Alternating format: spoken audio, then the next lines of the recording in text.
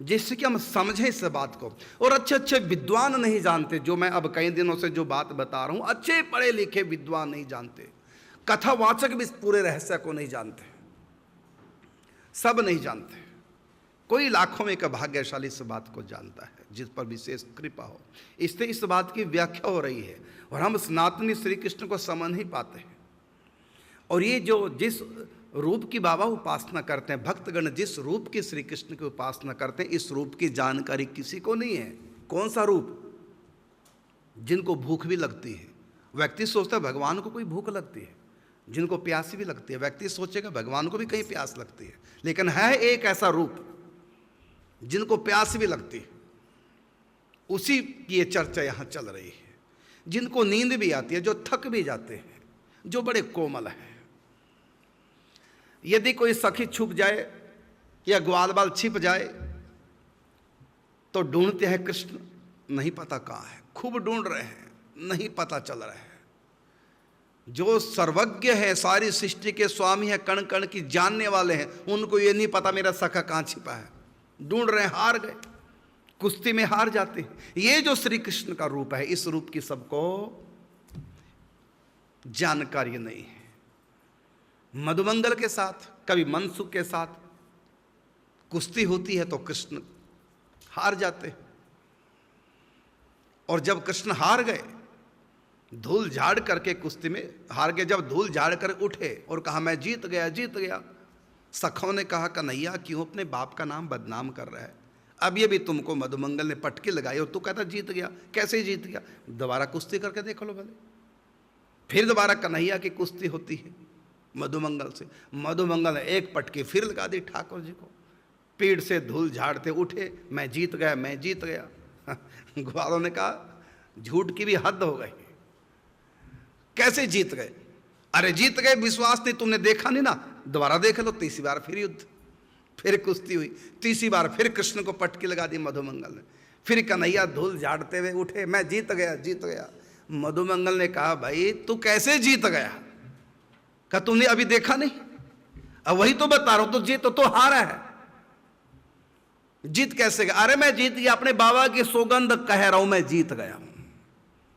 हे भगवान, इतना झूठा, तू जीत कैसे गया भाई? अभी तुमको पटकी नहीं लगाई? कल लगाई है। तेरी पीठ पे धूल लगी कि नहीं लगी? लगी है।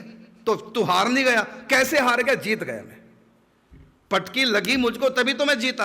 अरे कैसे जीता भाई? कहा सुनो, मधुमंगल मेरा दोस्त है। हाँ बिल्कुल है। उसने मुझको पटकी लगाई? कहा बिल्कुल लगाई। मधुमंगल जीता कि नहीं जीता? जीता है। तू कैसे जीता? तो कन्हैया ने कहा यही तो मेरी जीत है। मेरा मित्र जब जीत गया तो मित्र की जीत अपनी जीत नहीं होती। तो इसलिए जीत गया मैं। मेरा मित्र मधुमंगल कुश्ती में जीत गया, उसने मुझको पटकी लगा दी तो मेरा मित्र जीत गया। तो मित्र की जीत क्या मेरी जीत नहीं है? इसलिए मैं कह रहा हूं कि मैं जीत गया, क्योंकि मित्र में मुझ में कोई अंतर नहीं। ये जो भक्ति है, जहां पर भक्त और भगवान में कुछ अंतर नहीं रह जाता, भगत का मन भगवान का मन दोनों एक हो जाते हैं, भगत की इच्छा भगवान की इच्छा दोनों एक हो जाती हैं। जहाँ दोनों में तत्व सुख सुखिया भाव है, जहाँ दोनों चकोर होते हैं, दोनों चंद्रमा, दोनों मछली होते हैं, दोनों जल, दोनों का फूल होते हैं और दोनों ही भ्रमर होते हैं, दोनों ही विषयालंबन होते हैं, दोनों ही आश्रयलंबन होते हैं। ये जो प्रेम है, जहां दोनों बराबर, जहां ऊंचा नीचा बड़ा छोटा भक्त और भगवान, ये भावना जहां नहीं रहती, जहां दोनों के मन एक हो जाते हैं, जहां अपना स्वतंत्र रूप से कोई सत्ता नहीं रहती, प्रीतम ही की सत्ता ही अपनी सत्ता है, प्रीतम का मन ही अपना मन है, प्रीतम की इच्छा ही अपनी इच्छा है। ये जो रूप है परमात्मा का, इस रूप को हर व्यक्ति जानता नहीं है। ये जो प्रेम रूप है परमात्मा का, इसमें भगवान अपने ऐश्वर्य को जीरो कर देते हैं और शुद्ध प्रेम के उस समय खेल होते हैं। और सती भी इस बात को जान नहीं पाई, इसलिए राम जी जब पूछ रहे हैं सीता के विरह में लताओं पताओं से, तो सती को समझ में नहीं आ रहा है। तो परमात्मा सब कुछ जानते हैं, ये पूछ क्यों रहे हैं, ये सीता के विरह में रो क्यों रहे, ये तो आनंद स्वरूप है। तो सती नहीं जान पाई। सती जानती है ईश्वर को, लेकिन ईश्वर का ये जो प्रेम रूप है, इसको सती तक नहीं जानती। हम और आप कौन खेत की मूली है? सती तक नहीं जान पाई ये प्रेम रूप भगवान राम का।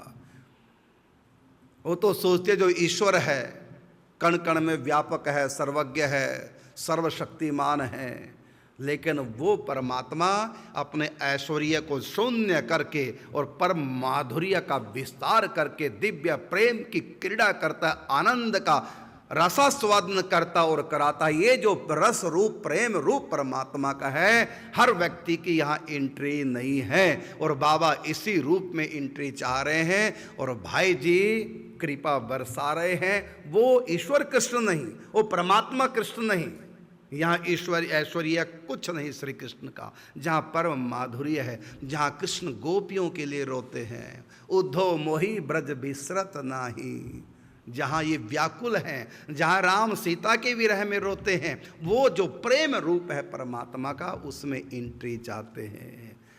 उस लीला में हर व्यक्ति का प्रवेश होता नहीं, क्योंकि वहाँ भगवान अपना ऐश्वर्य बिल्कुल जीरो कर देते हैं, स्विच ऑफ कर देते हैं ऐश्वर्य का। उस समय फिर उनको कोई जानकारी नहीं रहती। उस समय फिर उनको आम इंसान की तरह भूख भी लगती है, प्यास भी लगती है, और वहाँ एक ही कामना होती है, कौन सी? प्रेम की। प्रेम से कोई खिलाए। और वो लीलाएं अवतार काल में करके दिखाई। मैं वस्तु का भूखा नहीं, प्रेम से कोई खिलाए इसका भूखा हूं। यदि विश्व में एक भी प्रेमी न रहे तो अवतार काल चाहे 125 साल का हो, चाहे 126 साल का, वो एक दिन भी भोजन नहीं करेंगे। क्यों? उनको भोजन की आवश्यकता नहीं है। फिर विद्वानी के छिलके तक कैसे खा गए? क्योंकि वहाँ प्रेम था, प्रेम की भूख लगती है। दुर्योधन के 56 भोग त्याग दिए, क्योंकि वो ईश्वर बन के रहे उनके सामने है। और विद्वानी के यहाँ ईश्वरपना भूल गए। प्रेम के बस अर्जुन रथ हाँ क्यों भूल गए ठकुराई, मतलब भगवान पना भूल गए। तो जब ये भगवान पना भूल जाते हैं होते उस समय भी वो भगवान है, लेकिन स्विच ऑफ कर देते हैं। जैसे लाइटें हैं ना, इस समय बिजली है, लाइटें जल रही हैं, अब हम स्विच ऑफ कर दें तो लाइटें जलना बंद हो जाएंगी। भले लाइटें जलना बंद हो गई, लेकिन अब भी बिजली है, लेकिन स्विच ऑफ कर दिए हैं। स्विच ऑफ करने के कारण से बिजली काम नहीं कर पा रही है, लेकिन बिजली है। तो इसी प्रकार निकुंज में श्री कृष्ण ईश्वर भगवान हैं, लेकिन वो भगवान वाला स्विच ऑफ कर रखा है, इसलिए वो क्रियान्वित नहीं होता। इसलिए वहाँ इनको प्रेम की भूख लगती है, प्रेम की प्यास लगती है। इसलिए भगवान कहते हैं भाव का भूखा हूँ मैं, भाव ही एक सार है, और भाव से मुझे भजे तो भव से बेड़ा पार है। बांध लेते भक्त मुझे प्रेम की जंजीर में, इसलिए इस भूमि पर होता मेरा अवतार। वो जो प्रेम रूप भगवान ये अलग है, आम व्यक्ति की यहाँ पहुँच नहीं।